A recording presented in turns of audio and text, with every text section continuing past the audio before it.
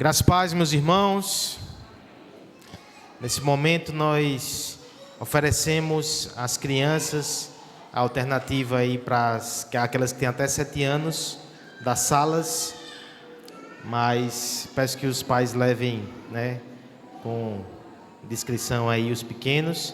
E os que forem ficar, nós também apresentamos um auxílio e uma alternativa. Levante a mão a favor de alguma criança. Tem um aqui na frente que está muito ansiosa. Sente, por favor. As nossas irmãs da hospitalidade estão vindo aí com um pequeno manualzinho, guia, roteiro, enfim, algum recurso para ajudar as crianças a acompanhar a pregação. Vamos abrir a palavra de Deus nesse momento, meus irmãos, no capítulo 13 de Oséias, penúltimo sermão da nossa série.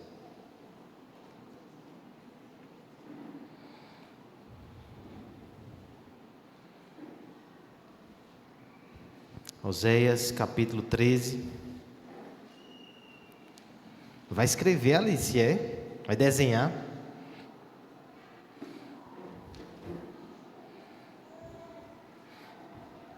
Disseram que até soldar cabo você solda, eu não vou duvidar, não. Oséias, capítulo 13.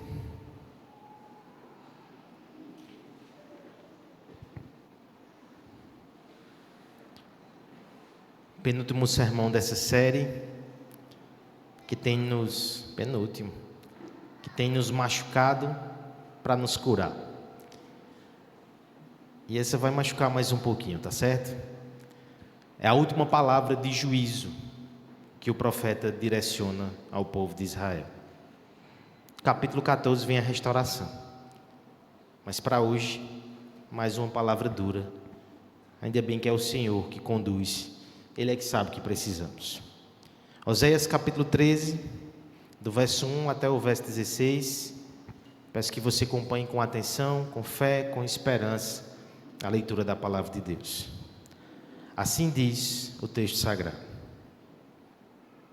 Quando falava a Efraim, havia tremor.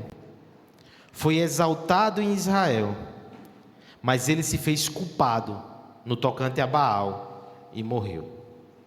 Agora pecam mais e mais, e da sua prata fazem imagens de fundição, ídolos segundo o seu conceito, toda obra de artífices, e dizem: sacrificai a eles. Homens até beijam bezerros. Por isso serão como nuvem da manhã, como orvalho que cedo passa, como palha que se lança da ira, e como fumaça que sai por uma janela. Todavia, eu sou o Senhor teu Deus, desde a terra do Egito. Portanto, não conhecerás outro Deus além de mim, porque não há Salvador senão eu. Eu te conheci no deserto, em terra muito seca. Quando tinham pasto, eles se fartavam. E uma vez fartos, ensoberbeceu-lhes o coração, por isso se esqueceram de mim. Sou, pois, para eles como leão, como leopardo espreito no caminho, como ursa roubada de seus filhos. Eu os atacarei e lhes romperei a envoltura do coração, e como leão, ali os devorarei. As feras do campo os despedaçarão. A tua ruína, ó Israel, vem de ti, e só de mim o teu socorro. Onde está agora o teu rei, para que se salve todas as tuas cidades? E os teus juízes, dos quais disseste: dá-me rei e príncipes. Dei-te um rei na minha ira, e tomei no teu furor, no meu furor. As iniquidades de Efraim estão atadas juntas, o seu pecado está armazenado. Dores de parturiente lhe virão. Ele é filho insensato, porque é tempo, e não sai a luz ao abrir-se a madre. Eu os remirei do poder do inferno, Eu os resgatarei da morte. Onde estão, ó morte, as tuas pragas? Onde está o inferno, a tua destruição? Meus olhos não veem em mim arrependimento algum. Ainda que ele viceja entre os irmãos, virá o vento leste, vento do Senhor, subindo do deserto, e secará a sua nascente, estancará a sua fonte. Ele saqueará o tesouro de todas as coisas preciosas. Samaria levará sobre si a sua culpa, porque se rebelou contra o seu Deus. Cairá a espada, seus filhos serão despedaçados, e as suas mulheres grávidas serão abertas pelo meio. É com esses termos tão pesados que nós concluímos o texto. Ore para que o Senhor fale ao nosso coração, nos ajude a receber a palavra como fonte de vida, mesmo quando nos fala de morte.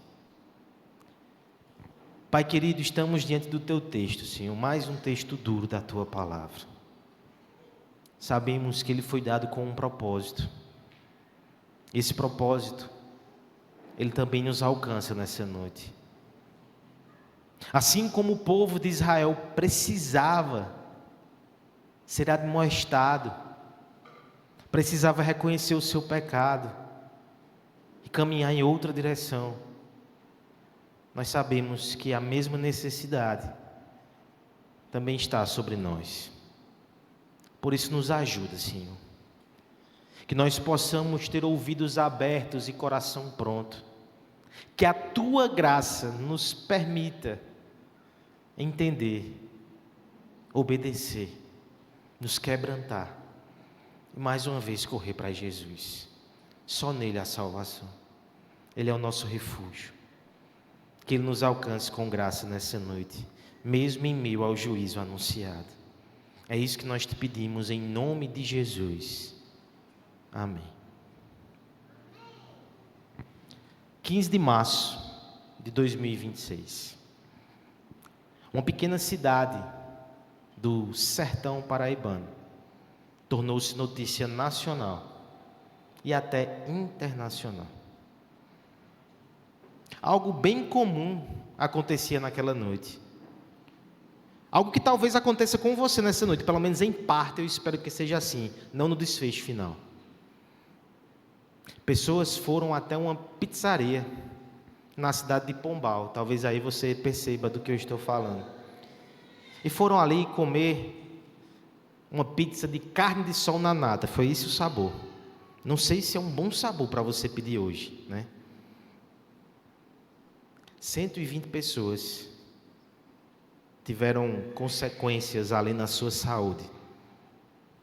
Pense, isso numa cidade do tamanho de Pombal foi um rebuliço. E uma pessoa, infelizmente, veio a óbito. Um inquérito foi aberto.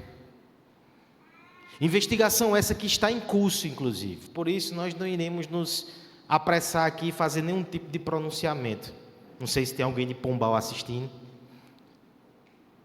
Mas a questão é que as perícias que foram feitas apontaram contaminação em algum dos alimentos.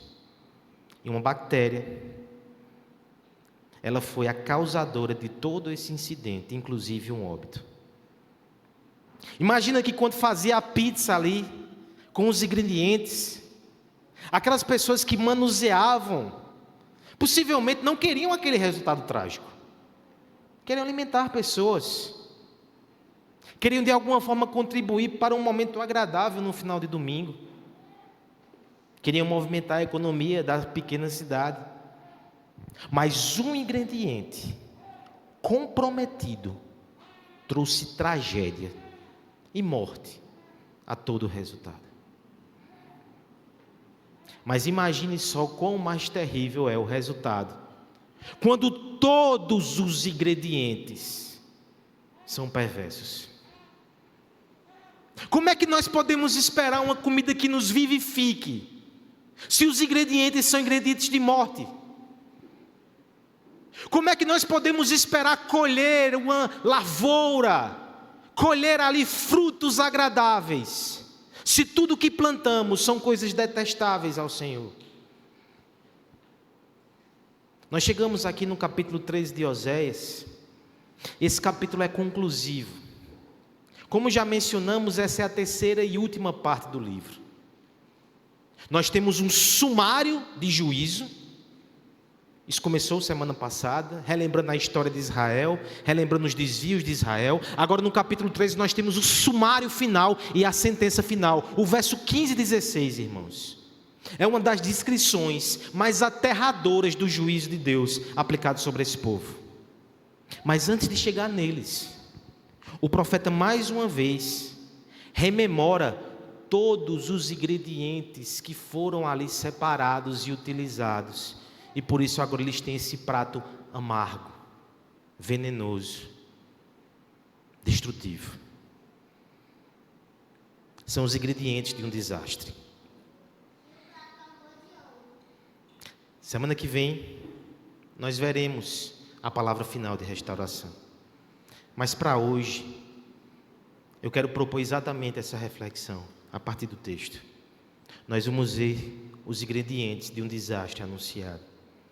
Não por mera curiosidade, mas inclusive por precaução. Porque se nós manejamos práticas parecidas, como poderíamos esperar um resultado diferente? Que o Senhor nos ajude a observar cada um dos elementos aqui citados pelo profeta. Serão 3, tá certo? Nós seguiremos a seguinte proposta aqui de divisão do texto. O primeiro elemento, ou o primeiro ingrediente desse desastre, é a loucura da idolatria. Verso 1 até o verso 3. Segundo ingrediente, ou elemento desse desastre, é o desprezo da ingratidão. Versos 4 a 8. E por fim, o último elemento ou ingrediente destacado aqui é a dolorosa ausência de arrependimento. Versos 9 a 14. Os versos 15 a 16 serão nossa conclusão. Nós iremos considerar esse resultado terrível, mas não somente ele. Nos interessa saber como se chegou até tal resultado. Para as crianças, mesmo sendo um sermão duro e difícil, o desenho talvez não seja tanto assim.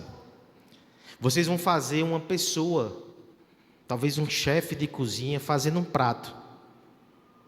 E essa pessoa vai pegar 3 ingredientes. Você pode fazer uns balãozinhos assim do lado dela.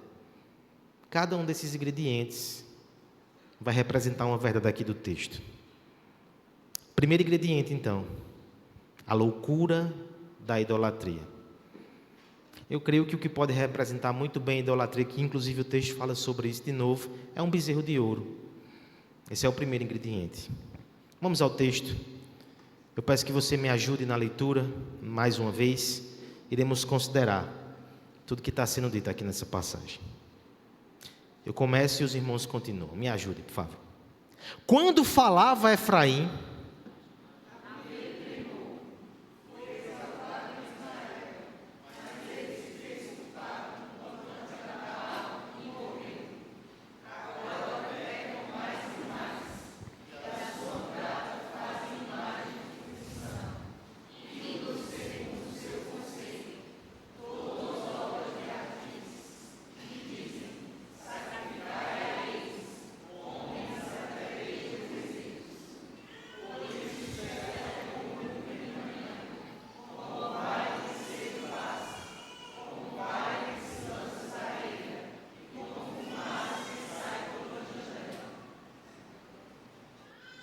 a idolatria é uma loucura. Isso deveria ficar tão claro diante de nós. Expondo essa insensatez, outro profeta, Isaías, no seu capítulo 44, ele vai descrever uma cena absurda, mas que muitas vezes ainda hoje acontece. O profeta, ele fala de um ferreiro que faz um machado, usa aquele machado como forja do seu braço. Ele pega aquele instrumento e com ele golpeia uma árvore. depois de derribar aquela árvore e levar ela, as madeiras, para sua casa, ele monta um ídolo com ela. E aquele objeto que foi fruto do seu trabalho, do seu esforço, da sua dedicação, de repente passa então a ser alvo da sua devoção. Ele se curva e pede para que o objeto de madeira o proteja. O profeta faz isso em tom de sátira. E nós, que possivelmente, espero eu, não nos curvamos diante de imagens, de esculturas e de objetos de madeira, nós compartilhamos com ele a sensação de absurdo diante dessa prática, mas nós sabemos que pessoas queridas nossas, ou talvez alguém que esteja aqui, ainda se apega a esse tipo de prática, que é um absurdo sem tamanho. Não faz sentido. Aquele objeto não existiria se não fosse a intervenção humana. E como ele poderá nos salvar? Faz parte da criação tal como nós fazemos. Na verdade, está numa ordem inferior ao próprio ser humano. Mas a idolatria não é isso. É nos curvar diante de algo que é inferior. Nós fomos feitos para nos curvar diante de alguém que é superior, o Deus vivo e verdadeiro. Quando nos curvamos diante de algo que é inferior, nós subvertemos a ordem da criação e nos tornamos insensatos e colhemos coisas desastrosas. Não se engane, isso não diz respeito somente a imagens, a objetos e a bezerros, ainda que comecemos com eles, está certo? Mas daqui a pouco eu quero propor uma reflexão mais profunda sobre os nossos ídolos que carregamos no coração. O texto começa denunciando Efraim a respeito dessa prática. Uma questão precisa ser considerada. Por que Efraim?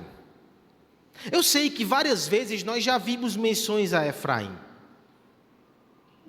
Mas Efraim sequer é a capital do Reino do Norte. Samaria, aparece lá no final do texto, é a capital. Porque o texto começa falando, quando falava Efraim, havia tremor. Efraim era a tribo mais populosa, mais forte e por muitos momentos mais próspera do Reino Norte. Efraim era uma tribo que ficava numa região montanhosa. Quando a invasão da Assíria começou, o impacto não foi imediato em Efraim. As outras cidades, as outras tribos ao derredor tombaram. Efraim ficou protegida no alto. Inclusive Samaria, a capital, era protegida pelas elevações. Ela só seria atingida depois que Efraim caísse. Efraim foi muito privilegiada por Deus. E havia inclusive uma história por trás disso. Vamos à história mais uma vez. Efraim, junto com Manassés, são os dois filhos de José que acabaram herdando a primogenitura dele e entraram na conta dos patriarcas. Não sei se você reparou nisso ou se você lembra, mas o nome de José não é o nome de nenhuma das 12 tribos. Efraim, Manassés, os seus filhos entraram aí.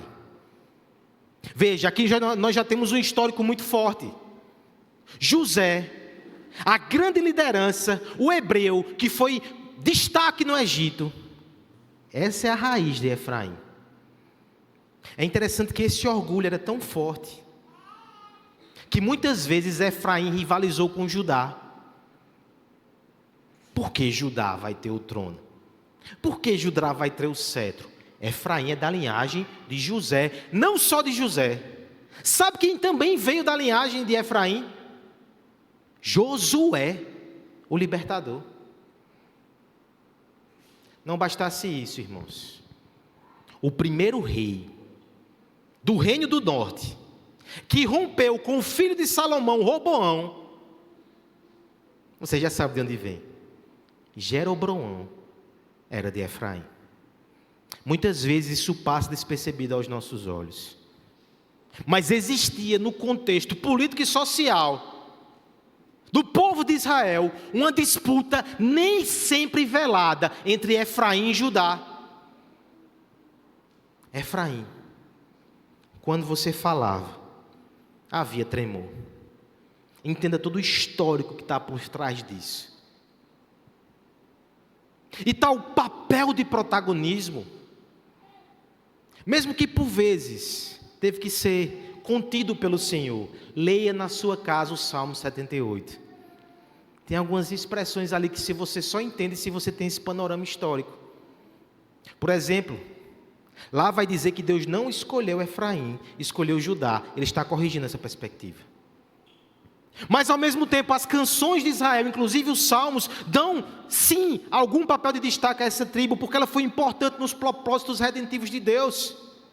Deus abençoou esse povo, foi Deus que colocou eles nas regiões altas, foi Deus que deu uma terra fértil a eles, foi Deus que os fez protegidos por tanto tempo. Havia bênçãos que o próprio Deus havia dispensado a eles. Por isso então, volte ao verso 1 e perceba o impacto do que vai ser dito. Quando falava Efraim, havia tremor, era uma tribo forte, era uma tribo notável. Foi exaltado em Israel. Aqui, irmãos, nós temos inclusive um caso de passivo divino, porque não diz quem exaltou Efraim, mas é o Senhor que estava por detrás disso. Tanto é que depois ele vai requerer esse reconhecimento. Deus exaltou Efraim. Não é porque você não é Cristo e você não é Judá, que Deus não lhe colocou em algumas posições e lhe deu benefícios. Efraim nos lembra disso, que Deus pode fazer. Ele fez com Efraim. Foi exaltado em Israel, mas se fez culpado no tocante a Baal. E morreu. Esse morreu aqui é muito peremptório, é muito forte e definitivo. Mas, irmãos, é um fato. No primeiro momento, essa morte é espiritual. Externamente, Efraim continuava ali, mas estava morto. Em um segundo momento, em um segundo instante, essa morte vai ser inclusive também física, política, geográfica. Das 12 tribos de Israel que foram para o exílio, somente 2 retornaram: Benjamim e Judá. Efraim morreu. Impérios caem, dinastias viram pó. Famílias notáveis podem ficar no meio do caminho. A sua posição de prosperidade, de privilégio, de segurança, não garante nada.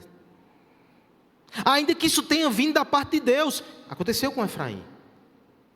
Mas a partir do momento que ele se tornou culpado por causa da idolatria, aqui perceba o que acontece. Porque Efraim ele assume inclusive essa culpa da idolatria do reino do norte. Jeroboão, quando rompe com Judá e implanta ali os seus sacerdotes, ele pega Siló. Adivinha em que região Siló fica? Efraim. A pergunta é por que Samaria virou capital? Porque, deixa esse pessoal para lá na Samaria, mas tudo que importa vai ficar em Efraim. Siló, o templo novo, em rebeldia à lei do Senhor, foi feito em Efraim. É ali que depois vai ser construído também um bezerro para adoração. A idolatria de Israel entrou por Efraim. Verso 2, agora pecam mais e mais, a progressão no pecado. E da sua prata fazem imagens de fundição, ídolos segundo o seu conceito, toda obra de artífices. E dizem: sacrificai a eles. Homens até beijam bezerros. Nós temos aqui toda uma descrição que parece com a descrição que o profeta Isaías faz no capítulo 44. Efraim pega da prosperidade que Deus deu, e o fruto dessa bênção, ela é usada como manufatura para a confecção de ídolos. Eles se prostram, eles se curvam, beijam bezerros, sem combinar. O presbítero Aloísio fez uma referência aqui a beijar o filho, Salmo 2. O salmista fala sobre isso, beijar o filho. É aquela figura, quando nós nos aproximamos de uma autoridade, de um rei. Estou dizendo como se a gente fizesse isso sempre, né? Mas alguém que se aproxima de um rei, ele tem que se curvar, ele tem que se humilhar, ele tem que beijar a mão do monarca. A descrição aqui é que a idolatria faz com que a gente se curve diante de coisas criadas, que são frutos, muitas vezes, das próprias bênçãos e dádivas que Deus nos dá. Eu quero que você perceba quando nós já temos aqui manufatura suficiente para a gente ir para aplicações mais práticas para o nosso coração. É a família que Deus nos dá. É uma bênção que vem do Senhor. E de repente, com aquele material tão bonito, a madeira não é o problema não, o ferro não é o problema não. De repente a gente transforma aquilo num ídolo. Nossa devoção é dedicada a algo que não é o Senhor. A gente pega a carreira que Deus nos deu, dons e talentos que Ele nos concedeu, o nosso patrimônio, a nossa estabilidade, a nossa segurança, talvez a nossa reputação, algum prazer, algum deleite, ou medos e temores no coração. E de repente tudo na nossa vida orbita em torno daquilo e a gente se curva diante de coisas criadas. Sabe qual é o resultado disso? Olha o verso 3 como coloca o resultado dessa loucura. 4 figuras são usadas aqui. E eu quero que as crianças me ajudem a dizer o que é que tem de igual nessas figuras. Dizer só com a mente, não precisa dizer com a boca não, tá certo? É melhor não provocar.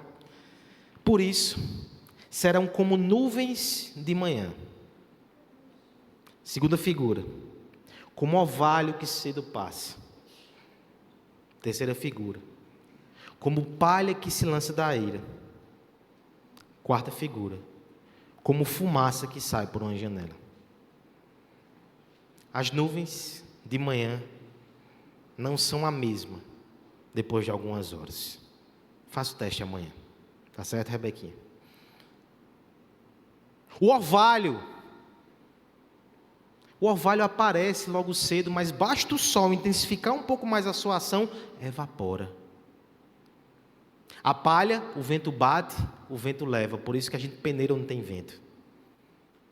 A fumaça, quando abre a janela, fumaça onipotente, onipresente, angustiante, ela pode matar alguém. Ficar dentro de casa onde há fumaça é perigoso. Mas se você abre a janela, o que acontece? Ela evapora e vai embora. Outrora, Efraim foi tão forte que causava tremor diante dos seus irmãos. Mas uma vez que colocou ídolos no lugar do Deus vivo e verdadeiro, o que é que ela se tornou? Fumaça, palha, orvalho. Tornou-se frágil. Perdeu a segurança. Perdeu a estabilidade. A partir disso, eu quero fazer uma reflexão com você. Sabe aqueles momentos da nossa vida que a gente sente que perdeu tudo? Mas veja, se você está aqui, você não perdeu tudo, tá certo? Concorda comigo? Mas não há momentos que a gente sente que perdeu tudo.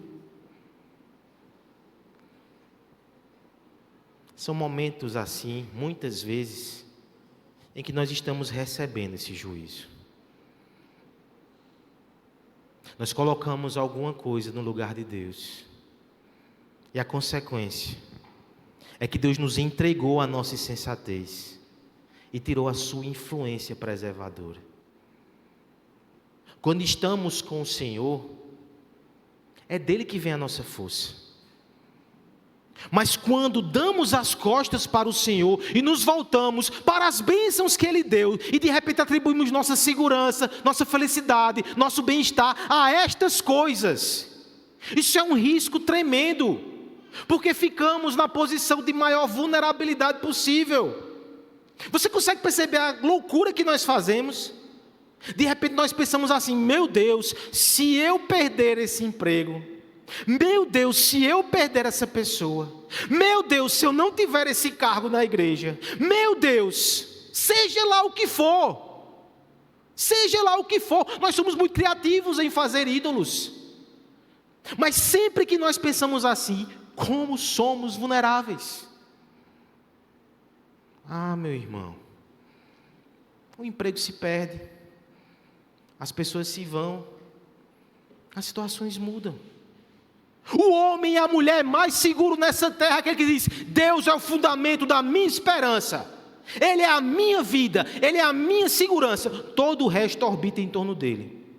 Quando eu estou com Ele, eu estou seguro, independente de qualquer circunstância. Eu sei que o nosso coração tem variações, né? Nós lutamos para confiar nisso. Falhamos, nos arrependemos e nos voltamos, mas o texto vai nos dizer que existe um grau de idolatria que é totalmente destrutivo. Que você não espere chegar o dia em que tudo se esvazia para você perceber que estava colocando alguém no lugar de Deus. Se Deus está te dando avisos hoje, quais são as tuas ansiedades? Quais são os teus medos? O que é que te tira o sono? Isso pode ser um excelente sinal de que alguma coisa está ocupando o lugar de Deus na tua alma. Perceba isso hoje. Não coloque esse ingrediente esperando que você vai comer um banquete de alegria. Você vai se alimentar de frutas amargas, talvez até venenosas. Esse é o primeiro ingrediente que explica o desastre de Israel e a sua ruína total. A loucura da idolatria. Segundo ingrediente, ou segundo elemento, eu quero considerar com você agora, dos versos 4 até o verso 8, é o desprezo da ingratidão. Vamos ler de forma alternada? Todavia, eu sou o Senhor teu Deus, desde a terra do Egito. Portanto, não conhecerás outros deuses além de mim, porque não há Salvador senão eu.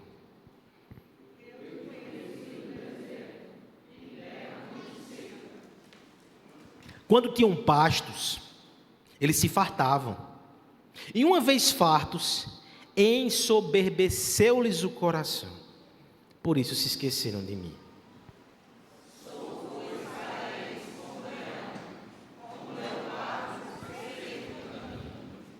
Como ursa roubada de seus filhos, eu os atacarei e romperei a envoltura do coração.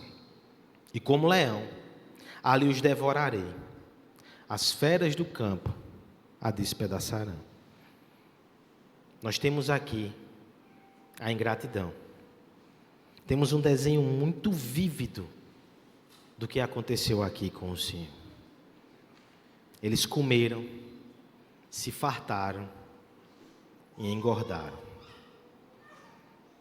Crianças, o segundo elemento aí que vocês podem desenhar, coloquem um bezerro bem gordinho, tá certo? Coloquem alguém que está bem alimentado. Ou uma vaca, porque já foi um bezerro na outra imagem, né? Vai parecer tudo o mesmo elemento. Podem ter criatividade nisso. Mas façam um animalzinho bem alimentado. E uma vez que está alimentado, ele se entrega à ingratidão. O que é mais doloroso para alguém que foi traído? É perceber que a pessoa que tinha uma aliança voltou-se para outro? Ou é perceber o desprezo e a ingratidão que recebeu? É difícil mensurar isso. Eu nem quero propor que você exercite muito isso, porque se você tem alguma coisa assim no passado, isso pode ser um exercício extremamente doloroso. Eu penso que são duas feridas profundas. Tanto ver a pessoa indo a outro, como perceber o desprezo que ela teve para com você. Partindo desse ponto de vista aqui, relacional, o Senhor no primeiro momento descreveu a idolatria que é ir a outro, foi isso que Israel fez, foi isso que Efraim capitaneou. Mas agora ele fala da sua perspectiva. Vocês desprezaram o bem que eu lhes fiz. É interessante que Os teólogos de Israel costumavam mencionar dois tipos de juízo.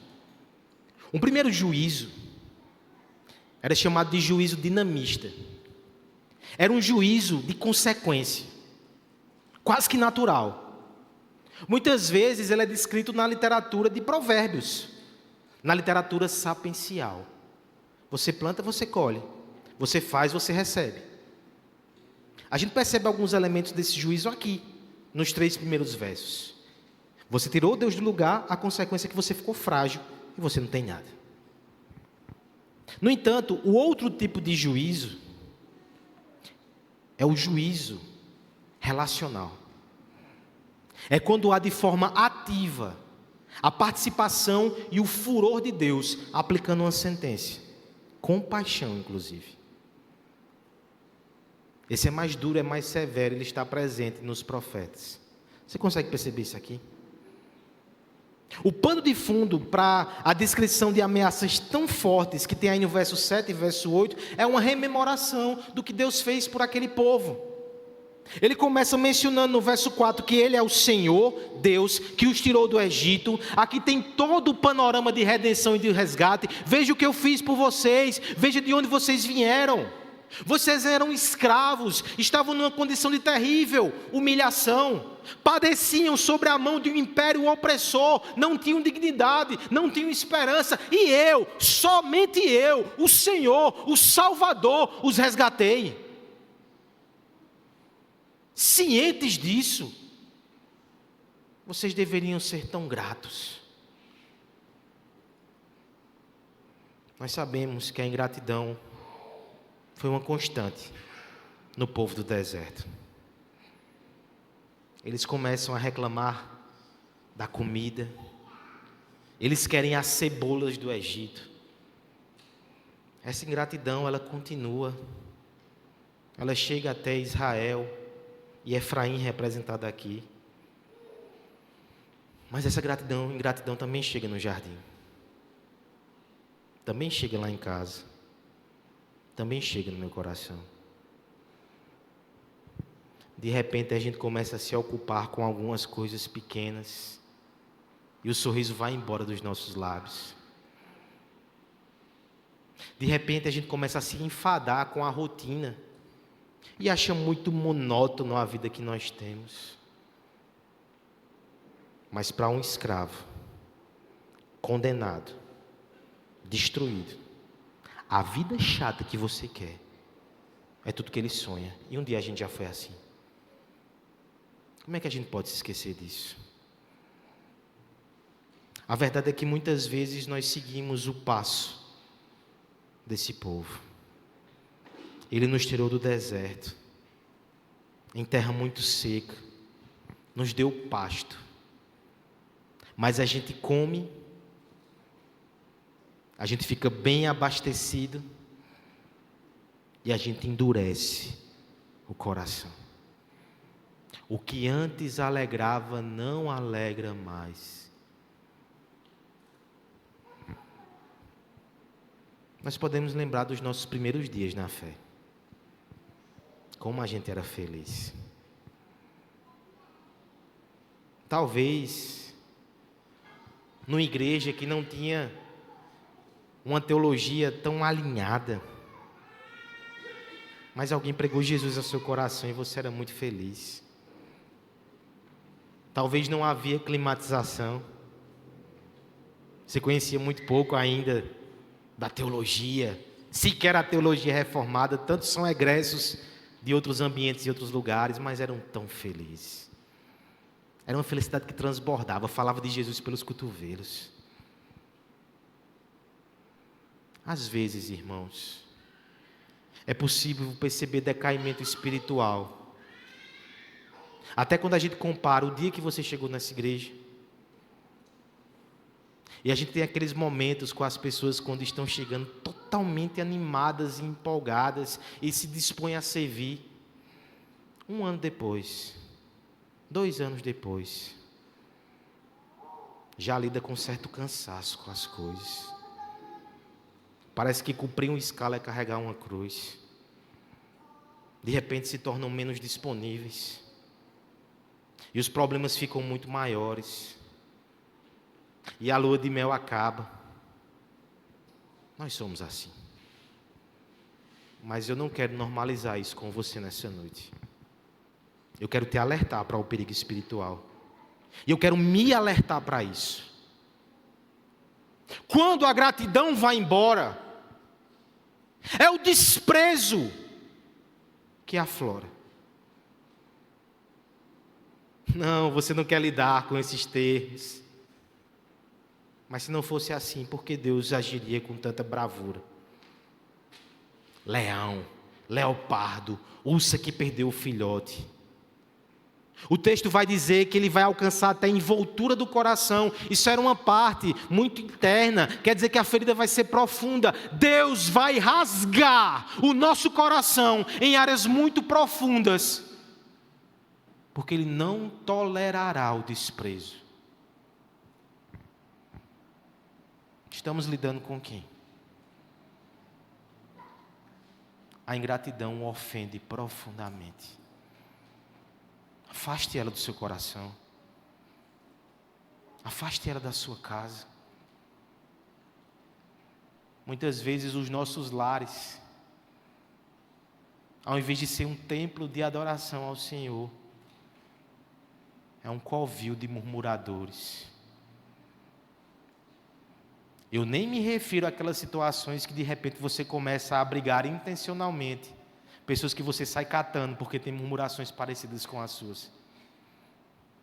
Às vezes a gente dentro de casa, pai, filho, esposo, marido, a gente começa a se queixar de tudo, se lamuriar de tudo.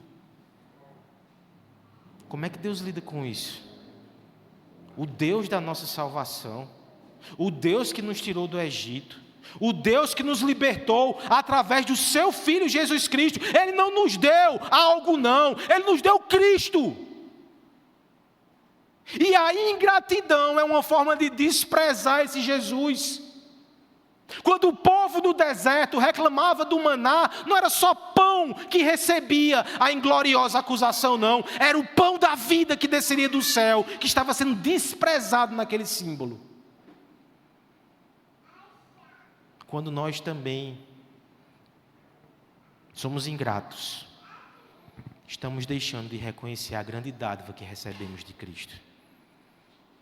Esse ingrediente é venenoso. Jogue fora a ingratidão hoje. É desprezar o Senhor. Mas há uma última verdade nesse texto, um último elemento nessa receita. Estamos aqui nos versos agora de 9 até o verso 14. É a dolorosa ausência de arrependimento. As crianças podem desenhar um coração bem duro como pedra. Isso é muito representativo da ausência de arrependimento. Vamos ler juntos mais uma vez? A tua ruína, ó Israel, vem de ti, e somente de mim o teu socorro. Agora os irmãos, alternado, na verdade.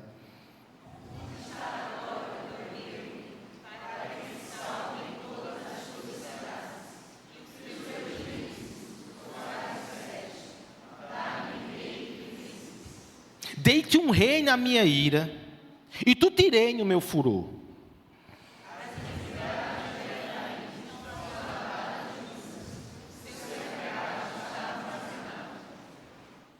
Dores de parturiente lhe virão.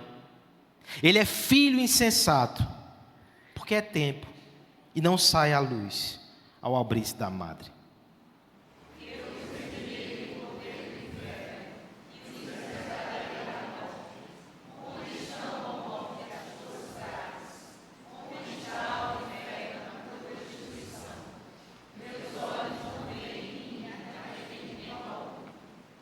Ainda, o verso 15 a gente lê daqui a pouco.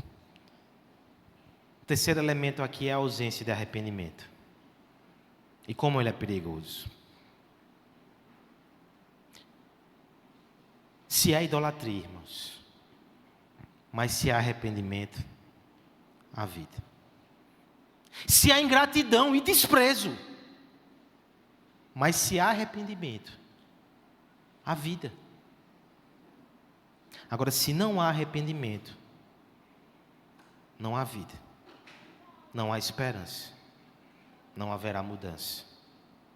A parte final do texto vai destacar isso, inclusive numa parte mais extensa e mais longa, porque no final, esse foi o grande problema de Efraim. Temos maiores pecadores na Escritura. Cuidado.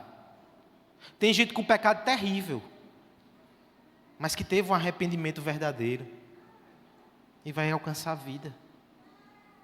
Mas tem gente com pecado pequeno, quanto mais, e com ausência de arrependimento. E esse será morto. Esse será destruído por consequência do seu coração endurecido. O texto começa falando da conclusão no verso 9, que deveria chegar ao coração de Israel. A tua ruína, ó Israel, vem de ti, e o socorro vem de mim. Esse é um daqueles textos que, se você gosta de memorizar, talvez te faça muito proveito para a alma. Senhor, permite que eu me lembre todos os dias que a minha ruína vem de mim. São os meus erros, são os meus pecados, é a minha insensatez, é a minha soberba, é o meu orgulho. Eu que me meto em rascada sem fim, vem de mim a ruína. Do Senhor é que vem a salvação. Quantas vezes nós não invertemos, irmãos? Na nossa reclamação parece que um infortúnio vem de Deus. E a salvação vem de nós mesmos. E nós continuamos nos revirando sem buscar ao Senhor. Sem responder com arrependimento ao seu chamado. Olha ele fazendo esse chamado aqui. Ele vai dizer assim no verso 10. Onde está o teu rei para proteger as tuas cidades? Onde estão os teus príncipes? Nesse cenário aqui, irmãos, o profeta já está antevendo aquele momento que a monarquia seria derribada. O império assírio iria tirar a coroa do rei, iria destruir o trono, iria destruir o palácio. Vocês não terão rei mais. Parem de procurar a solução em vocês mesmos. Nem reis vocês têm, nem príncipes juízes vocês têm. Não existe mais uma ordem legal. Por que vocês estão procurando em vocês mesmos? Olha o verso 11 como é forte. Deite um rei na minha ira. Nós podemos retornar isso aqui duas vezes. Tanto pode estar se referindo ao primeiro rei de Israel. Você lembra quem foi? Saul. E ele foi dado num contexto de ira de Deus, porque o povo provocou o Senhor. Eu fiz essa concessão e eu dei esse rei a vocês, que não era rei segundo o meu coração. Nós podemos ter um segundo momento aqui. Esse texto faz referência. O próprio Jeroboão, quando houve a divisão das tribos, ele é que deu aquela liderança. Mas mais uma vez, foi uma liderança em juízo. Como é que esse povo não percebeu esse precedente? Juiz, rei após rei, foram levantados sobre juízo, e no auge da indignação, até eles foram retirados. Tem horas, irmãos, que nós somos extremamente teimosos. A porta bate seguidas vezes na nossa cara. As repreensões do Senhor são como ondas do mar, que uma após outra nos atinge. E a gente não responde. A gente não recua. Pelo contrário, olha o que Efraim fez, verso 12. As iniquidades de Efraim estão atadas juntas, o seu pecado está armazenado. Imagina que você pega uma coisa que lhe é preciosa e você enrola com um papel seda. E você embrulha, e você ata, e você guarda. Efraim fez isso com o seu pecado. Às vezes nós fazemos isso com o nosso pecado. Mexa em tudo, mas deixa o meu pecadinho aqui no canto dele. Tenho até medo quando vou para a igreja, de repente começa uma palavra de quebrantamento. Quando de repente tem um momento de oração, de contrição, diz, por favor, a equipe de música, começa logo essa canção. Esse silêncio está me esmagando. Eu sinto que Deus está chegando naquele lugarzinho que eu não quero. Naquele quartinho dos fundos. Na fortaleza da desobediência da minha alma. No vício que eu estimo. Na iniquidade que eu brinco, que eu me divirto, que eu me deleito. Não mexe aqui, Senhor. Falta de arrependimento. É um perigo terrível. O verso 13 vai usar uma figura bem angustiante. Dores de parturiente. Nunca passei, mas presenciei. A última, inclusive, eu me lembro de Letícia, na reta final, né? Tem aqueles termos técnicos que eu não vou lembrar. Cordão de ouro, ciclo de... eu sei lá. Mas eu me lembro de um momento de profunda dor. Ela dizia, Eva, sai, Eva. Um pouco mais forte, mas irei poupá-los. É um momento de vida, mas parece que vai morrer na hora, né? Agora, a cena que está sendo descrita agora é que no meio de tantas dores, o bebê simplesmente não quer sair. E você sabe o que isso significa. Hoje nós temos recursos para fazer até a retirada emergencial, se o bebê não quiser sair. Mas a essa figura complexa e dolorosa que está sendo comparada, Israel. Vocês estão gestantes. Está na hora do bebê sair. As dores já estão chegando. E vocês não vão ter esse parto. Vocês vão sentir dores terríveis. E no final vocês vão morrer. Você consegue perceber que essa é a insensatez de muito pecador? Ele está sentindo dores terríveis. O juízo de Deus está se abatendo sobre ele. Mas não chega o parto. Não nasce o arrependimento. A palavra final de Deus a esse respeito está aqui no verso 14. É depois de anunciar a morte que Deus diz assim: eu os remirei do poder do inferno. Eu os resgatarei da morte. Onde está, ó morte, as tuas pragas? Uma tradução possível aqui é aguilhão. Guarda isso, porque esse texto volta. Onde está o inferno, a tua destruição? O Senhor. Nesse texto parece que ele sente a dor do seu povo. Ele vê a morte chegando. E ele se irrita com aquilo. Mas ele termina com um pronunciamento muito forte. Meus olhos não veem em mim arrependimento algum. A ideia aqui é como se o arrependimento do povo os ligasse a Deus e se apropriasse de Deus e se apegasse a Deus. Mas ele olha para ele não é tocado. Ninguém estendeu a mão. Ninguém respondeu como deveria. Por isso que nós temos os versos 15 e 16 aqui. Eu irei lê-lo para concluir. Ainda que ele viceje entre os seus irmãos, lembra da glória de Efraim? Virá o vento leste. Capítulo 12, verso 1. Israel perseguiu o vento leste, agora o vento leste vem atrás dele. Vento do Senhor. O Senhor está por trás desse juízo. Subindo do deserto. Outrora o deserto foi o lugar de comunhão, agora é o lugar de juízo. Secará a sua nascente, estancará a sua fonte, saqueará o tesouro de todas as coisas preciosas, todas as riquezas, todas as bênçãos, toda a pujança, toda a vitalidade, será nada. Samaria levará sobre si a sua culpa. Agora ele volta para a capital, né? Porque se rebelou contra Deus. Cairá a espada e seus filhos serão despedaçados. E até as mulheres grávidas serão abertas ao meio. Nós temos descrições, irmãos, históricas, que essa profecia se cumpriu de forma muito literal na invasão da Assíria. Aconteceu. Onde está Efraim hoje? Morreu. Com Deus não se brinca. De Deus não se zomba.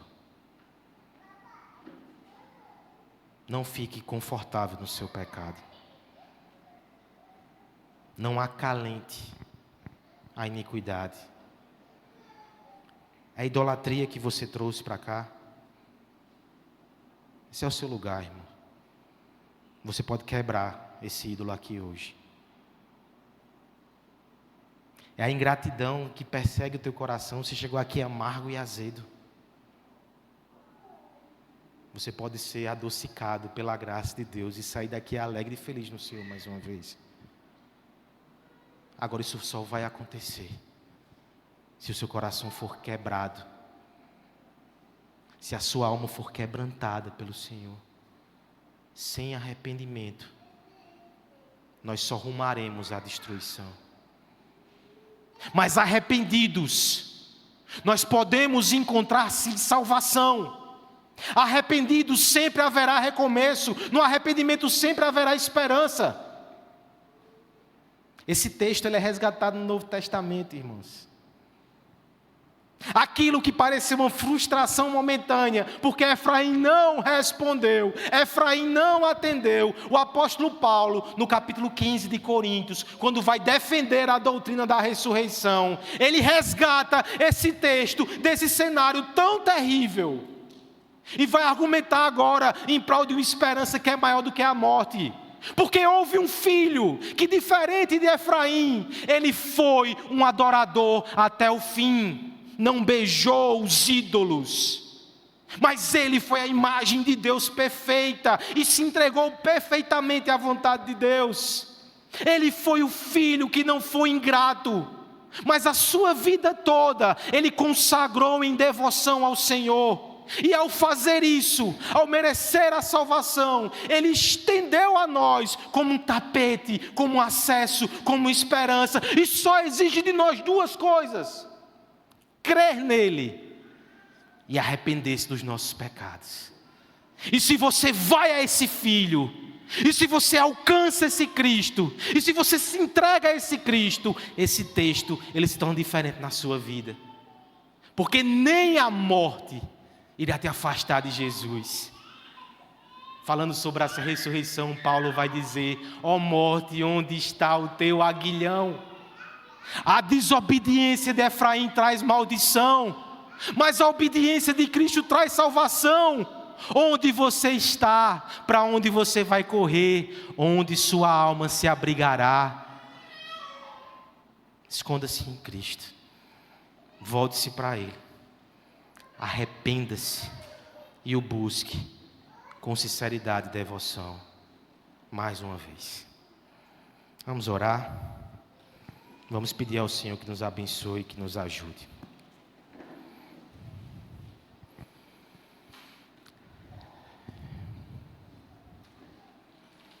Pai querido, estamos diante de Ti, Senhor, confrontados pela Tua palavra. E Te pedimos, Senhor, se apiede de nós. Reconhecemos o nosso pecado. Reconhecemos nossa tendência a desviar-se da adoração devida ao Teu nome. Reconhecemos que muitas vezes somos ingratos com o Senhor e com a Tua salvação. Mas nós não queremos seguir os passos de Efraim. Queremos seguir os passos de Jesus. Queremos um coração humilde e quebrantado. Senhor, nos afaste do endurecimento. O Senhor tem nos exortado semana após semana. Ache em nós corações que se curvam, Pai. Nós queremos Te buscar, nós queremos nos render, nós queremos nos voltar para Ti. Queremos confiar em Cristo. Queremos parecer com Cristo. Nos ajuda, Senhor. Nos ajuda a crer e nos arrepender mais uma vez. É em nome de Cristo que nós oramos. Amém.